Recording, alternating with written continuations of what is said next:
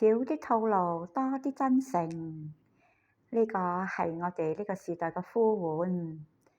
問題嚟啦，請問乜嘢係套路啊？套路就係控制，控制就係唔當你係人咁睇，當你係人肉蓄電池用，利用你剝削你。我哋都會有一個暫時性嘅負能量，但呢種負能量隨後會回歸到正能量㗎。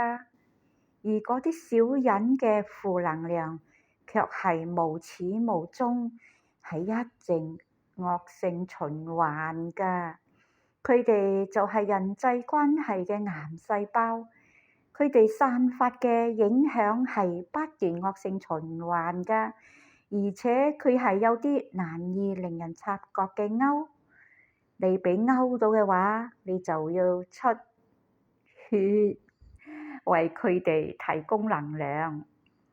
你嘅自我就會被犧牲，到最後只知道嗰啲唔係愛，而係赤裸裸嘅敲骨吸碎啫。呢啲套路可能係你嘅伴侶玩緊，你嘅老闆玩緊，甚至可能你自己都玩緊㗎。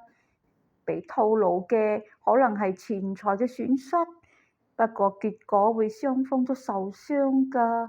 如果你想喺情場埋手，最好先識別呢啲套路，尤其係單純嗰啲。